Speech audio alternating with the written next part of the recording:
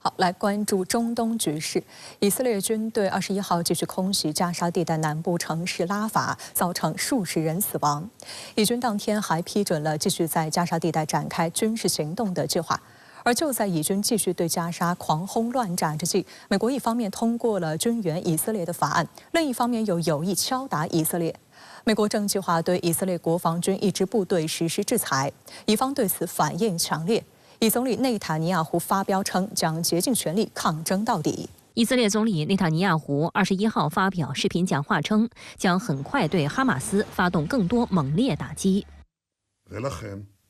ננחית עליו מכות נוספות וכואבות, וזה יקרה בקרוב. בימים הקרובים נגביר את הלחץ הצבאי והמדיני על חמאס,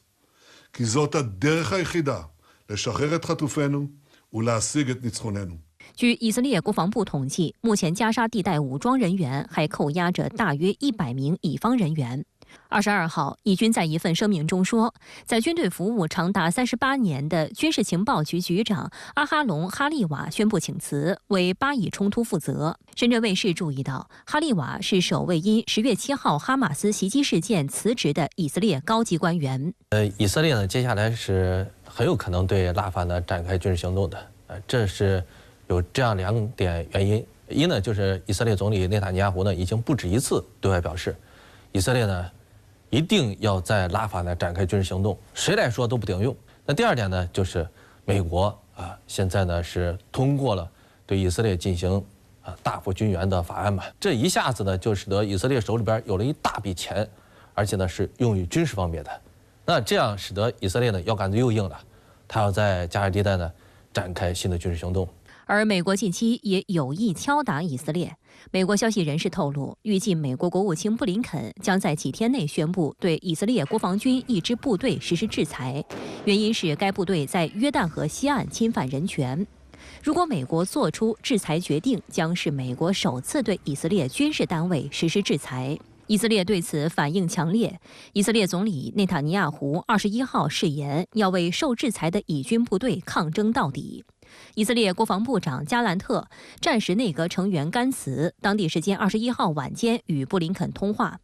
以色列方面称，通话目的是为了劝阻布林肯不要发布制裁，但美国国务院发布的通告中却完全回避了这一话题。据英国《金融时报》报道，美国国务院酝酿制裁已有一段时间，制裁表明美方对以军及其所谓独立司法调查系统丧失了信心。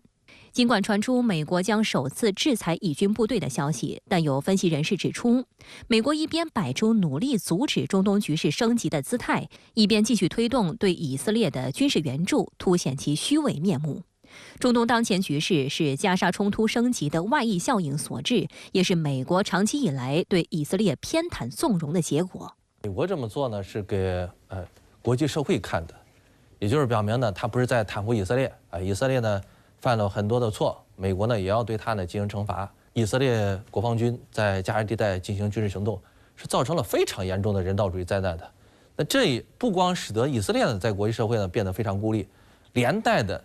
使得美国现在也是处于越来越孤立的状态所以呢，美国呢为了摆脱这种境地他呢就要给国际社会呢一个交代嘛。美国呢这完全呢是作秀。